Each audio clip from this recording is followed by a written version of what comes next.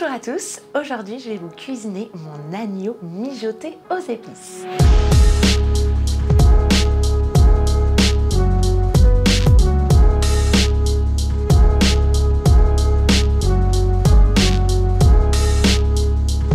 Pour cette recette, on a besoin de collier d'agneau, d'échalotes, de laurier, de l'ail, de la cannelle, du piment, un petit peu de cumin, de la coriandre en poudre, paprika fumé de préférence, une étoile de badiane, de l'huile neutre, du thym, une boîte de sauce tomate, un concombre, de la menthe, de la coriandre, du persil et du yaourt grec.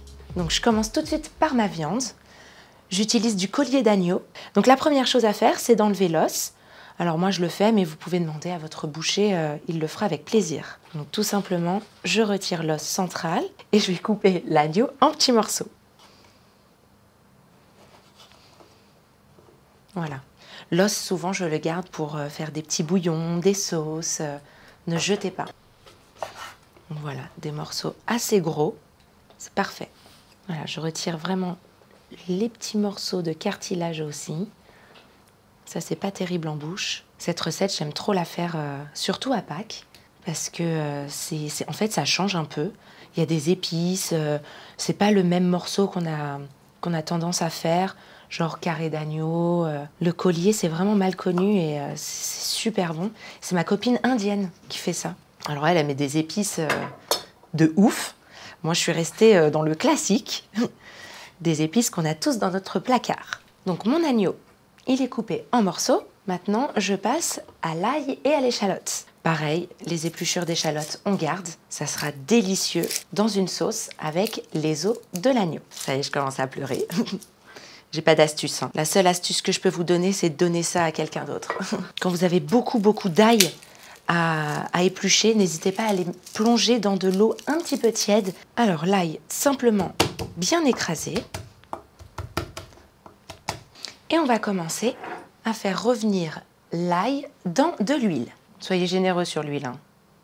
Le gras, c'est la vie. On va mettre nos gousses d'ail et là, on va mettre toutes nos épices en poudre. C'est très important de faire torréfier les épices avant de commencer à faire cuire la viande.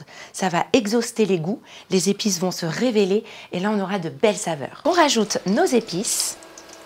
Voilà, la coriandre, le cumin. Allez-y, faites-vous plaisir, mettez ce que vous avez dans vos placards. Moi, je mets un petit peu de paprika fumé, j'adore ça. Et bien sûr, du piment. Waouh! Mes feuilles de laurier, je les écrase un petit peu. Du thym. Non, je ne vais pas tout mettre, je vais mettre la moitié quand même. Voilà. L'étoile de badiane et la cannelle. Et là, je vais rajouter ma viande. C'est beau, hein? Donc le principe du mijoter, c'est très simple, c'est vraiment de saisir la viande et ensuite de la faire cuire dans un liquide. Alors ça peut être un bouillon, là en l'occurrence c'est de la sauce tomate. Et puis on va laisser cuire gentiment jusqu'à ce que ça soit fondant. Et on n'oublie pas d'assaisonner un peu de sel et du poivre. Dès que la viande blanchit, on va pouvoir mettre nos échalotes et notre sauce tomate. Donc je vais tailler mes échalotes en attendant. Alors là, je m'embête pas, hein. Je les coupe vraiment grossièrement. Ah, c'est beau, hein. Ma viande a légèrement blanchi, je rajoute mes échalotes. Les échalotes sont translucides, on va pouvoir déglacer avec notre sauce tomate.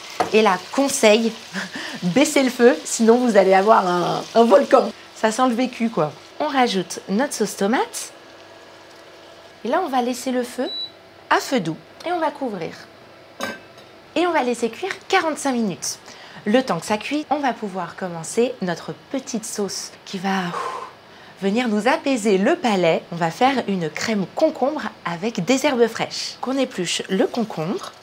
Je laisse un petit peu de peau. Je trouve que c'est joli. Ça va faire vraiment de belles couleurs dans la sauce. Je retire les pépins.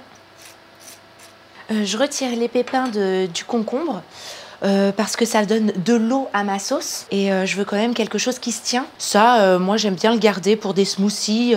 Je mets ça à la centrifugeuse et j'en fais des jus. Voilà, encore une fois, je jette rien. Mais là pour cette sauce, pas d'eau. Donc on coupe notre concombre en petits dés.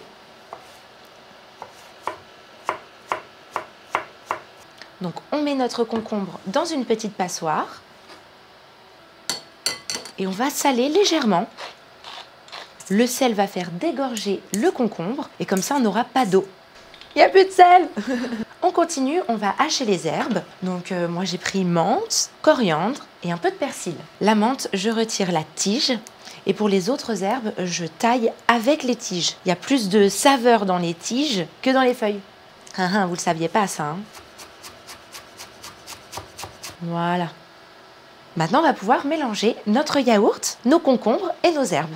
Alors, le yaourt, pas de yaourt nature, plutôt du fromage blanc, du yaourt grec, quelque chose qui ne va pas donner trop d'eau. On va rajouter nos herbes et nos concombres.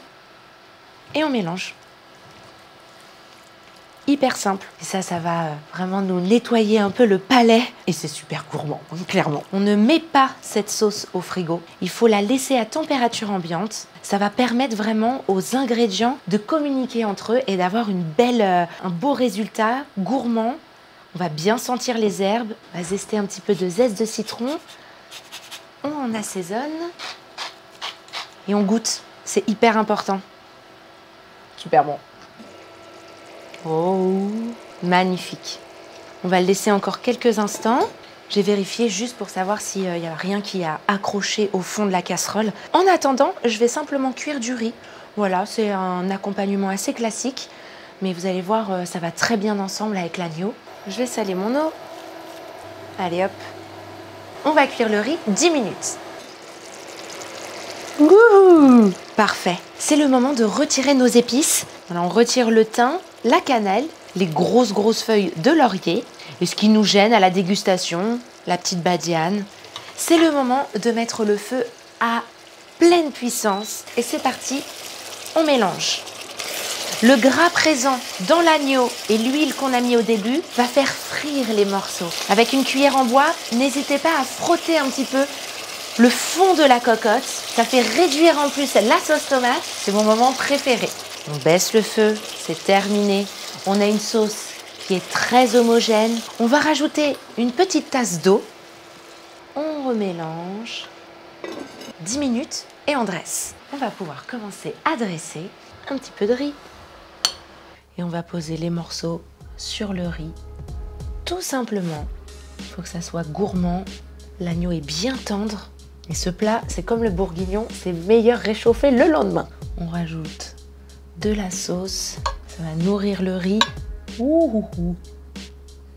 Là, on va se faire plaisir. On va mettre une belle cuillère de crème concombre. On décore avec les herbes de la crème. Zeste de citron par-dessus. Et voici ma recette d'agneau mijoté aux épices.